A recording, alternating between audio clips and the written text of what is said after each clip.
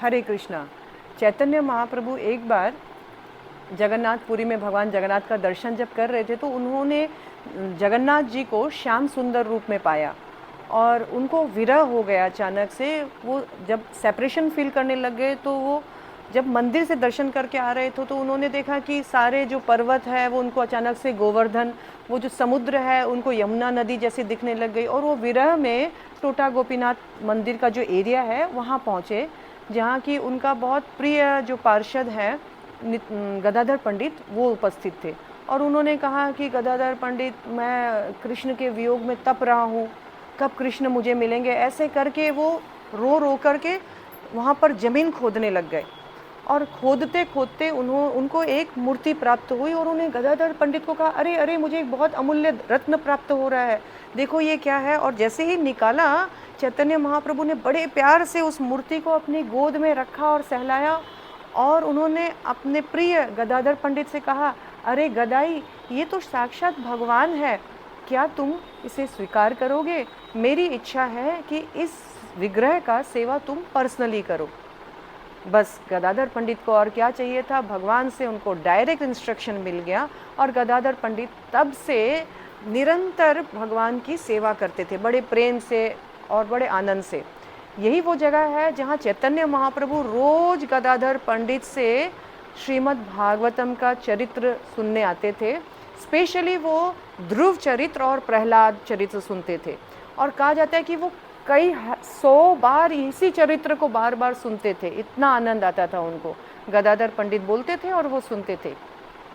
लेकिन जब चैतन्य महाप्रभु का लीला समाप्त हुआ तो कहा जाता है कि यही टोटा गोपीनाथ मंदिर, जहाँ वो उनको वो विग्रह मिला था, टोटा गोपीनाथ, उनका नाम गोपीनाथ इसलिए पड़ा क्योंकि वो गोपियों के प्राण धन है। और टोटा यानी उड़िया भाषा में टोटा गार्डन को कहते हैं, तो टोटा गोपीनाथ मतलब वो गोपीनाथ जो उन्हें गार्डन में मिला है।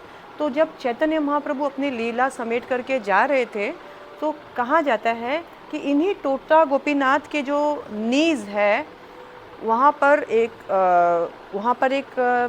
कुछ थोड़ा सा ब्रेकेज आया, थोड़ा सा खंडित हुआ और चैतन्य महाप्रभु उसी टोटा गोपीनाथ जो विग्रह है उसमें प्रवेश कर गए।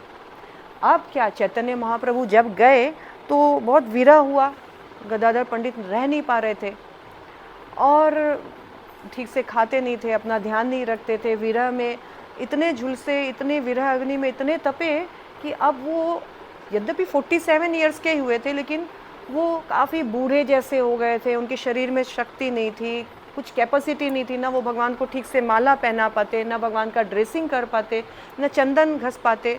अब गदाधर पंडित ने सोचा कि भाई मैं भगवान की सेवा करने के लिए सक्षम नहीं हूँ, मुझे अब रिटायरमेंट लेना चाहिए और एक अन्य पुजारी को यहाँ अपॉइंट करना चाहिए। ऐसा सोच करके वो विचार कर रहे थे कि नया पुजारी को मैं सेवा शिफ्ट कर दूँ। लेकिन भगवान गोपीनाथ रात को उनके स्वप्न में आए और बोले कि भाई मुझे और किसी से सेवा लेनी नहीं है, मेरी सेवा तो तुम ही करो।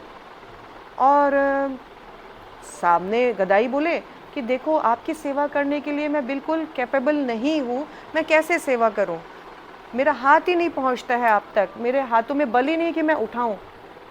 तब टोटा गोपीनाथ ने कहा कि कोई बात नहीं है, मैं झुक जाऊंगा जिससे तुम इजीली मुझे अप्रोच कर सकते हो। और ये स्वप्न बस खंडित हुआ। नेक्स्ट डे जब मॉर्निंग में गदाधर पंडित ने जब पट खोले और देखकर दंग रह गए।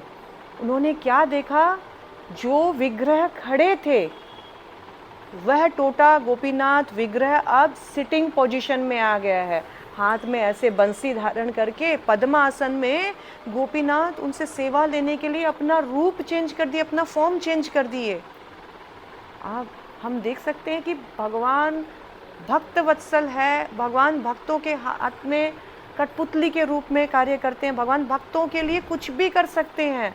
जब कोई भगवान का शुद्ध भक्ति करता है तो भगवान कोई भी नियम चेंज कर सकते हैं अपने भक्त के लिए और फिर भगवान उनसे सेवा लेते रहे।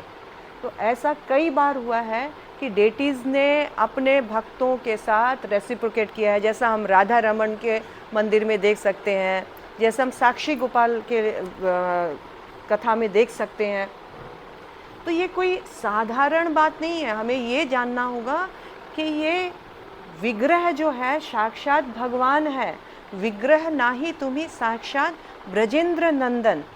इस बात से प्रमाण होता है कि डेटीज़ में, विग्रहों में साक्षात भगवान बसते हैं। वो हमारी सेवा लेते हैं और रेसिप्रोकेशन करते हैं सेवा के विनिमय में। इसलिए जब भी हमें मौका मिले, हमें डेटीज़ के साथ पर्सनल रिलेशनशिप मेंटेन करने का भरसक प्रयास करना चाहिए।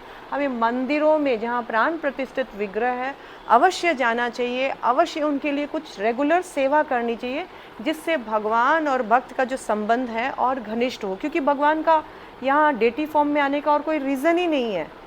भगवान के पास सब कुछ है, वो सेल्फ सेटिस्फाइड है, वो तो लक्ष्मीकांत लक्ष्मीपति है, जगतपति है, जगन्नाथ है।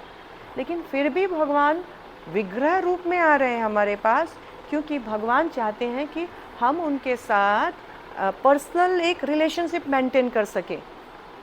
और अगर हम ही मंदिर नहीं जा रहे हैं, हम ही अगर विग्रहों की सेवा नहीं कर रहे हैं, तो भगवान का आने का प्रयोजन क्या हुआ? कैसे हमारा उद्धार होगा? कैसे हमारे डेटीज़ के साथ पर्सनल कांटेक्ट होगा?